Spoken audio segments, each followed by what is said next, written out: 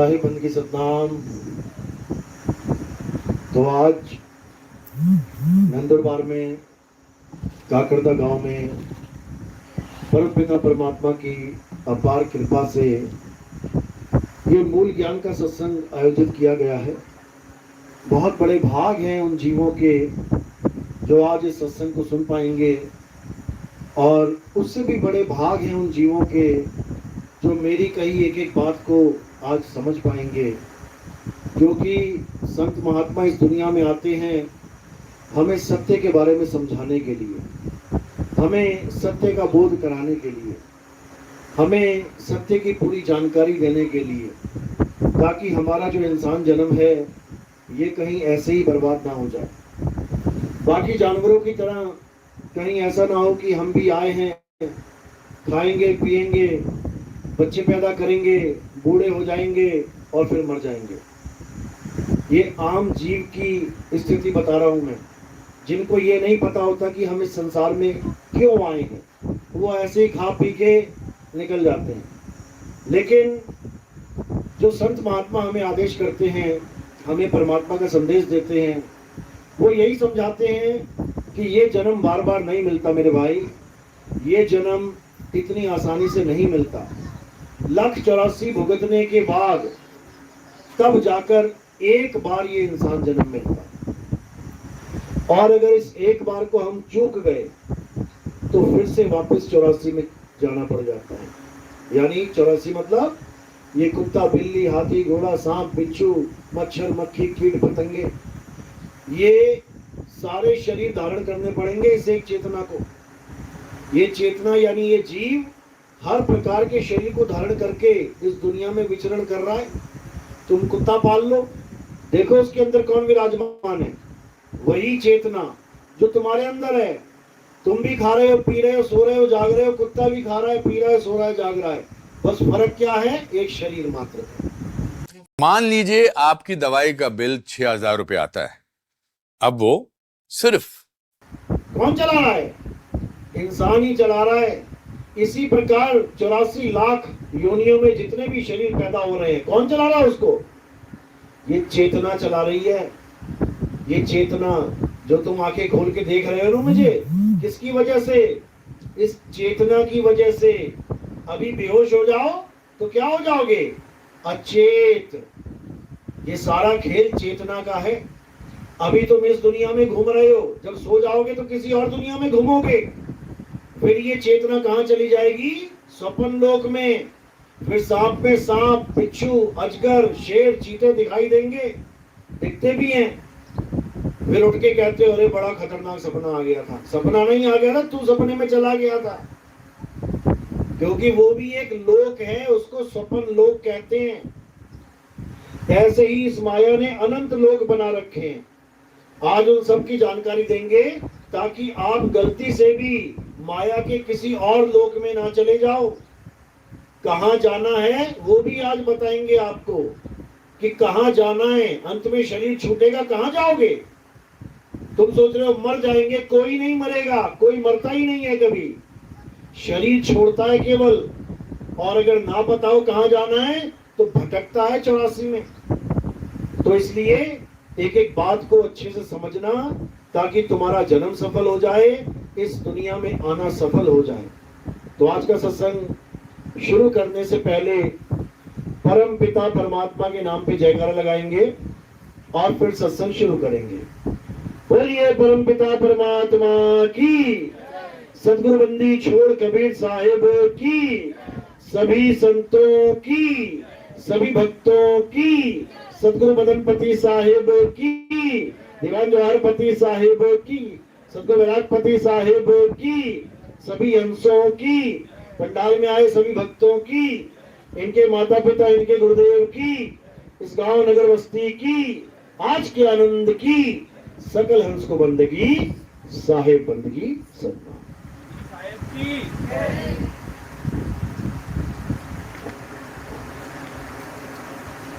तो कबीर साहब इस संसार में आते हैं हमें वो अनमोल ज्ञान देने के लिए, हमें वो गुप्त भेद बताने के लिए जो बड़े बड़े ऋषि मुनि पीर पैगंबर औलिया को नहीं पता लग पाए, वो दिव्य ज्ञान देने के लिए इस भवसागर में, इस काल की नगरी माया लोक में, इस मृत्यु लोक में हमें जगाने के लिए आते हैं। उनको कुछ नहीं पड़ी यहाँ आने की, कि वो यहाँ आते हैं, जाते हैं, मरते हैं, जन्मते हैं। वो यहाँ अपनी गरज के लिए नहीं आते, वो हमें रास्ता दिखाने के लिए आते हैं। वो हमारी पुकार सुन के आते हैं। जन्मों जन्मों से ये इंसान परमात्मा को पुकार रहा है, वो मालिक को पुकार रहा है कि मुझे दर्शन दो और मेरा जन्म मरण यहां से खत्म करवाओ। बड़े बड़े राजा महाराजा अपना राजपाट छोड़ के जंगलों में चले गए सत्य जानने के लिए कि आखिर सत्य है क्या। महात्मा बुद्ध जैसे राजा, सिद्धार्थ नाम था उनका, महात्मा बुद्ध तो बाद में बने, जब बीवी बच्चों को, माँ बाप को सोता छोड़ के जंगल में चले गए ये जानने के लिए कि आखिर सत्य है क्या। ये राजा बनना, विषय भोग भोगना, फिर मर जाना, फिर 184 में चले जाना, ये तो बहुत बड़ा जाल है भाई, ये तो बहुत बड़ा चक्कर है। कैसे निकले इस चक्कर से। इतना सोचते ही महात्मा बुद्ध ने पूरा घर बार त्याग दिया, मकान महल त्याग दिए, राजपाट त्याग दिया। सोचो, अभी तुमसे कोई कहे ना ये झोपड़ी छोड़ के चला जा जंगल में, 100 बार सोचोगे अरे मेरा घर छूट जाएगा। उसका तो पूरा महल था, पूरा राज था, वो भी नहीं, एक बार भी सोचा उसने, ऐसे तिनके की तरह छोड़ दिया। सोचो क्यों छोड़ दिया? सत्य को जानने के लिए कि आखिर सत्य है क्या। क्योंकि अगर मरने से पहले पहले अगर हमें सत्य का बोध नहीं हो पाया तो भाई साहब हम ऐसी चक्की में पिस जाएंगे जहां बार बार जन्म मरण का खेल चल रहा है, जिसको देख के कबीर साहब कहते हैं चलती चक्की देख के दिया कबीरा रोए और 2 पाटों के बीच में साबुत बचाना कोई। चींटी से लेके वेल मछली तक इन दोनों पाटों के बीच में पिस रही है। कौन कौन से पाट हैं? एक पाट धरती चले और एक चले आसमान, इन दोनों के बीच में अरे पिस गया सकल जहान। पाट पाट सब कोई कहे और किल्ली कहे न कोई, और जो किल्ली संग लाग रहा तो बाल न बांका हुए। कहते हैं इस धरती और इस आसमान रूपी 2 पाटों के बीच में सब मारे जाएंगे, A to Z। जो भी इस संसार में आ गया पैदा होके पक्का मरेगा, कोई बच ही नहीं सकता। अब क्या करना है? इन दोनों पाटों से बचने के लिए एक किल्ली बताई गई है। आपने देखा होगा जब चक्की चलाते हैं तो जो दाने पिस गए दोनों पाटों के बीच में आ गए उनका तो चूरा बन जाता है, और जो दाने कील के पास चले जाते हैं वो नहीं पिसते, वो साबुत के साबुत बच जाते हैं। बस वही किल्ली बताने के लिए कबीर साहब हमें समझाने आते हैं कि इससे पहले कि तेरी मौत आ जाए तू गिड़गिड़ाए, रोवे, चीखे, चिल्लाए, लोगों के पैर पड़े, मुझे बचा लो, मुझे बचा लो। इससे पहले तू ये जान ले कि वो किल्ली कहाँ है। बस इतना सा काम करना है इस इंसान जन्म में आके, बस इतना सा काम करना है कि उस कील को पहचान लेना है कि कील कहाँ पे है और उस कील के पास चले जाना है। एक बार पास चले गए फिर ये जन्म मरण का खेल खत्म हो जाएगा। तो किल्ली क्या है? हमारा तत्व ज्ञान, हमारा आत्म स्वरूप, हमारा परम पिता परमात्मा, ये है वो किल्ली। अगर हमारा ध्यान इस भवसागर से हटके, इस काया माया से हटके, इस संसार सागर से हटके परमात्मा में लग जाए तो समझ लो कि हम किल्ली के पास पहुंच गए। अब जन्मों जन्म चलती रहे चक्की, समय चक्की चलती रहे युगो युगो, तब भी नहीं पीस पाएगी हमें। और ये कील कहीं दूर नहीं है भाई, ये कील बहुत पास है, बिल्कुल पास में। मोको कहां ढूंढे रे बंदे, मैं तो तेरे पास में, बिल्कुल पास, कहीं जाने की जरूरत नहीं है। आज देखो लोग भगवान के लिए कहां कहां नहीं जा रहे हैं। कोई द्वारिका भाग रहा है, कोई काशी भाग रहा है, कोई मथुरा भाग रहा है, और उसके बाद हादसे हो रहे हैं, बसें पलट जा रही हैं, 100 बंदा मर जा रहा है। अभी नाव डूब गई वृंदावन में, राधे राधे जपते जपते नाव डूब गई, 32 लोग डूबे, 12 को कवर किया गया केवल, बाकियों का आता पता नहीं। Future option. We've got it. Precision tools, real-time insights in one single app. Open free Demat account now. Investments in securities market are subject to market risks. Read all the related documents carefully before investing.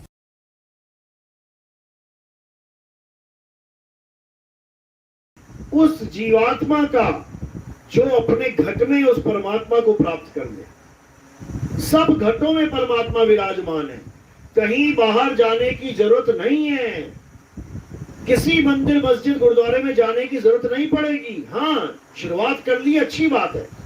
कोई मंदिर जाता है, मस्जिद जाता है, गुरुद्वारा जाता है, church जाता है, शुरुआत के लिए बहुत अच्छा है, क्योंकि पता ही नहीं है परमात्मा कहाँ है। तो क्या करें, मंदिर चले जाओ, मस्जिद चले जाओ, गुरुद्वारे चले जाओ, चर्च चले जाओ। लेकिन जब बड़े हो जाओगे, यानी जब बुद्धि विवेक बढ़ेगा, सत्संग की लाइन में आ जाओगे, तब तुम्हें समझ में आने लग जाएगा कि जिसको मैं मंदिर मस्जिद गुरुद्वारे में ढूंढ रहा था, वो मेरे घट में विराजमान है, वो मेरे घट में विराजमान है।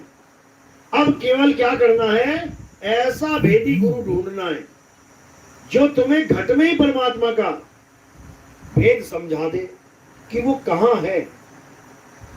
तो कह रहे हैं, मोको कहां ढूंढे रे बंदे, मैं तो तेरे पास में, ना मंदिर में, ना मस्जिद में, ना काबे कैलाश में, कहीं बाहर जाने की जरूरत नहीं है।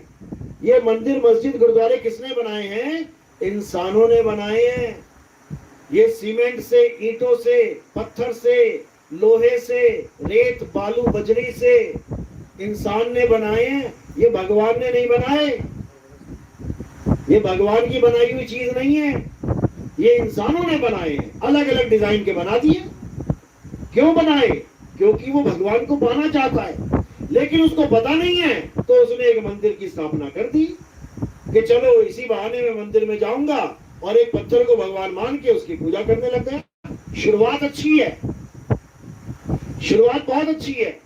जैसे हम अपने बच्चों को स्कूल भेजते हैं, तो क्या पढ़ता है बच्चा पहली बार जाके, A for apple, B for bat, C for cat. शुरुआत बहुत अच्छी है, लेकिन क्या एक डॉक्टर भी वो चीज पढ़ेगा अभी, A for apple, B for bat, C for cat? वो ना पढ़ेगा, क्योंकि वो शुरुआत से आगे निकल गया। इसीलिए शुरुआत में मंदिर मस्जिद गुरुद्वारा चर्च कोई बुरा नहीं है, बहुत बढ़िया, लेकिन मंजिल कहाँ है, पहुंचना कहाँ है, परमात्मा को पाना कहाँ है, वो घट में ही विराजमान है। यानी बाहर से फिर अंदर आ जाना है। अंदर मतलब काया के अंदर नहीं, अपनी आत्मा के अंदर परमात्मा का वास है। शरीर के अंदर मत ढूंढने लग जाना कि आंखें बंद करके यहाँ पर ध्यान लगा दिया और यहाँ प्रकाश देख रहे हो, कह रहे हो परमात्मा यही है। बिल्कुल नहीं है, परमात्मा तुम्हारी आत्मा में विराजमान है। गुरु ग्रंथ साहब में वाणी दर्ज है, संतों की वाणी है, क्या कह रहे हैं, आत्म में राम, राम में आत्म, चीनस गुरुमुख विचारे। यानी जिस परमात्मा को तुम भटक भटक के ढूंढ रहे हो, कोई नदियों में ढूंढ रहा है, सोच रहा है मैं गंगा नदी में छलांग मारूं और निकल के बाहर आऊं तो मुझे परमात्मा मिल जाएगा।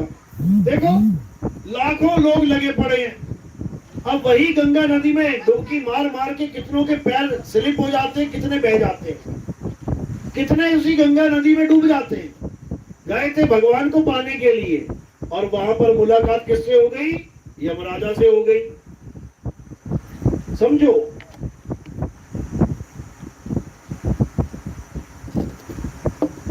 कितने लोग केदारनाथ गए भोले शंकर के दर्शन करने के लिए, वहां पे जलजला आ गया, पूरा सुनामी आ गई, इतना पानी आ गया कि सारे ही बह गए। सोचो, जो घट में विराजमान है उसको ढूंढने के लिए हम पहाड़ों पे जा रहे हैं। यही अज्ञानता है, इसी को खत्म करना है। तो क्या कह रहे कबीर साहब, मुझको कहां ढूंढे रे बंदे, मैं तो तेरे पास में, ना मंदिर में, ना मस्जिद में, ना काबे कैलाश में। जैसे बच्चों को स्कूल में पढ़ाया जाता है टी फॉर टाइगर, अब वो किताब में टाइगर छपा हुआ है लेकिन नकली है, असली वाला कहां है?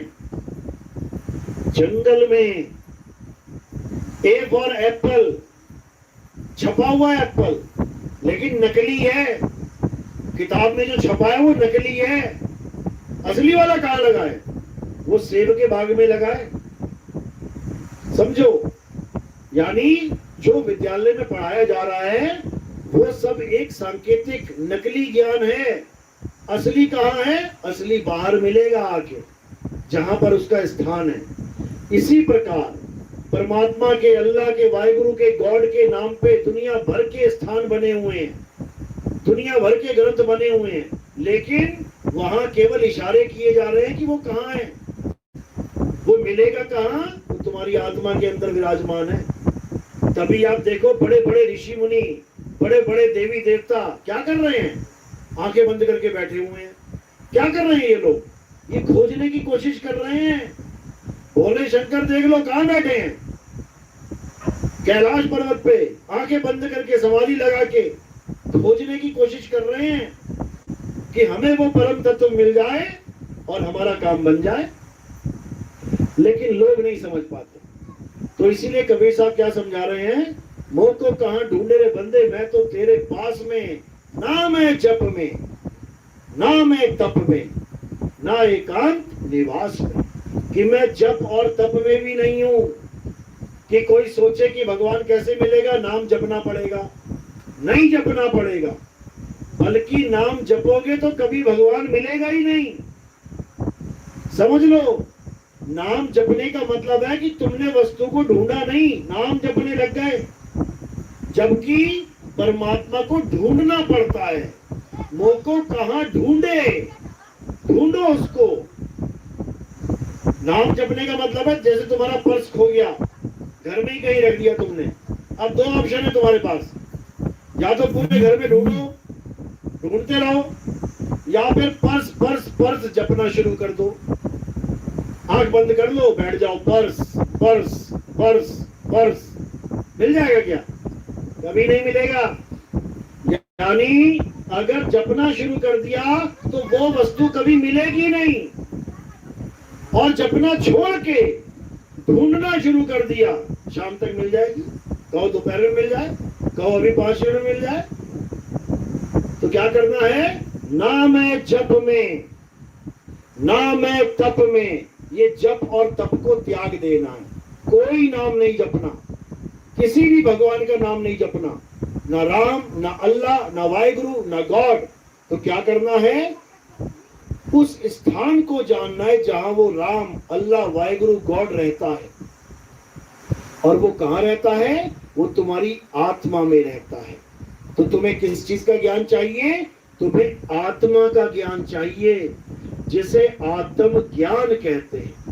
कबीर साहब कहते हैं, जल में मीन प्यासी, मोहे देखत आवे हासी, आत्म ज्ञान बिना नर भटके, कभी काबा कभी काशी। यानी जिसको आत्म ज्ञान नहीं है वो सारी उम्र भटकता रहेगा और पता नहीं कहां जाके मर जाए। कौन सी यात्रा करने जा रहा होगा, वहीं पे एक्सीडेंट हो गया, मर गया। जो चीज पानी है उसको लेके घूम रहा है, फिर भी नहीं समझ पा रहा है। किसको पाना है? आत्मा में बसे परमात्मा को पाना है। तो आत्मा कहां है? शिमला में है क्या? या केदारनाथ में तुम्हारी आत्मा है? या काशी में तुम्हारी आत्मा है? कहां है तुम्हारी आत्मा? तुम्हारे पास है, लेकिन पास होते हुए भी तुम्हें नहीं पता कि आत्मा होती क्या है। आत्मा नाम सबने सुना है ना? आत्मा, अपनी अपनी आत्मा लेके आए सब, घर तो नहीं जाएगी किसी की, पक्का लेके आए हो? चेक कर दो हाथ लगा के। कैसे पता लगता है आत्मा है? हिल रही हो, डुल रही हो, बोल रही हो, गा रही हो, बजा रही हो, चल रही हो, सांस ले रही हो, इसका मतलब आत्मा है। और जैसे ही आत्मा ने शरीर छोड़ दिया, अब हिलोगे ना, डुलोगे ना, चलोगे ना, बोलोगे ना, कुछ नहीं कर सकते, लाश की तरह पड़े हो जाओगे। इसका मतलब एक जीवित आदमी के पास आत्मा है और एक मुर्दे के पास आत्मा नहीं है। जैसे ये पंखा चल रहा है, एक पंखा चल रहा है और एक रुका हुआ है, उसमें क्या ज्यादा और उसमें क्या कम है?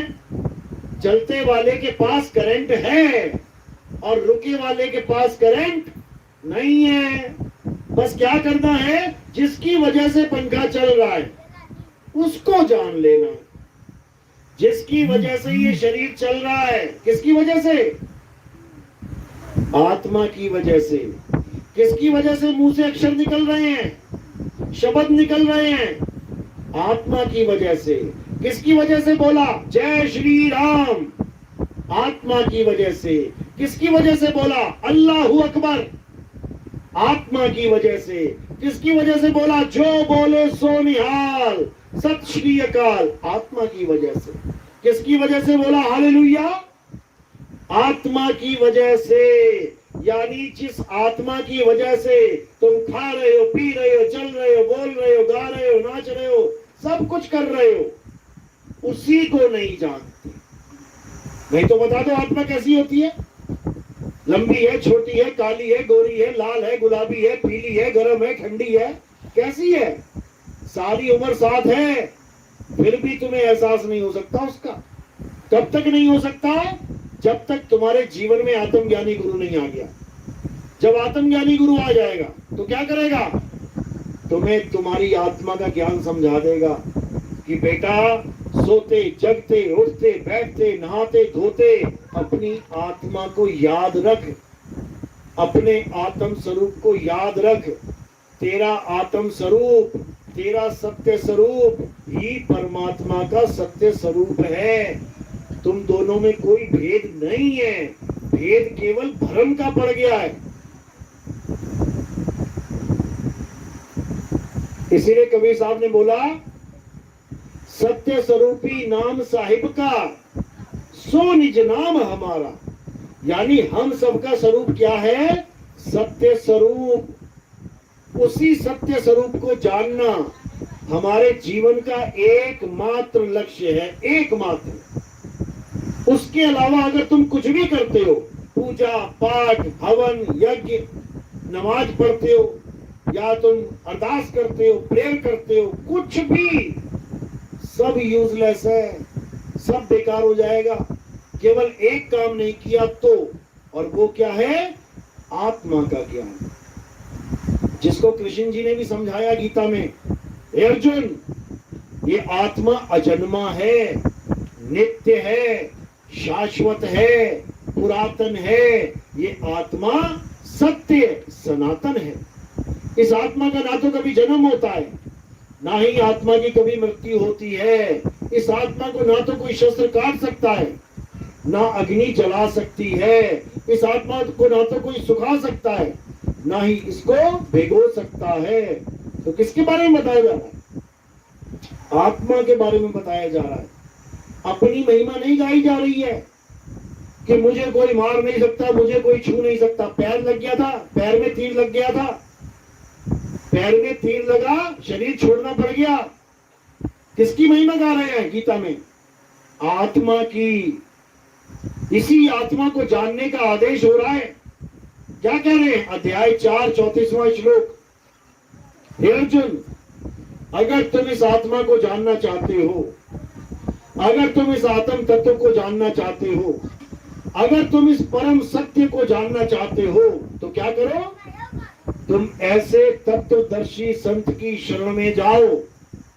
मंत्र जपने वाले के नहीं कि कोई तुम्हें मंत्र देने बैठ गया गुरुजी और तुम मंत्र लेके बैठ गए। मंत्र जपने वाले के पास नहीं जाना, क्योंकि वो गुरु नहीं है, वो जपी है, जपी। जपी, जपी यानी जो नाम जपता है उसको जपी कहते हैं। तपस्या करवाने वाले गुरु के पास मत चले जाना, जो तपस्या करवाता है उसको तपी कहते हैं, तपी। घर बार छुड़वा के जंगल भेजने वाले गुरु के पास मत चले जाना कि कहेगा कि दुनिया छोड़ दे, जंगल में चला जा, भगवान मिल जाएगा, नहीं मिलेगा। तो ये कौन है? सन्यासी। इसीलिए जपी तपी सन्यासी को कबीर साहब कहते हैं जितना जल्दी हो सके त्याग देना चाहिए। ठीक है, शुरुआत में कोई भी मिल गया अच्छी बात है, जपी मिल गया, तपी मिल गया, सन्यासी मिल गया, कोई तो मिला, लेकिन अंत वहां नहीं होना चाहिए। अंत कहां होना चाहिए? आत्मज्ञानी गुरु के पास, आत्मज्ञान समझाने वाले गुरु के पास। तो क्या होगा? अंत में तुम्हारा भला हो जाएगा। तो कहते हैं अंत भला तो सब भला। अगर तुम्हें अंत तक तुम्हारा जन्म सफल हो जाएगा, बड़े से बड़ा दुख क्यों ना देखा हो, तब भी तुम्हारा जन्म सफल हो जाएगा। बस करना क्या है? 24 घंटे अपनी आत्मा को याद रखना है। कौन याद रखेगा? जीव। अभी तुम जीवात्मा बने बैठे हो, और जब तुम अपने असली स्वरूप यानी अचल आत्मा यानी परम आत्मा जब उसको याद करोगे तो तुम उसी के स्वरूप में समा जाओगे।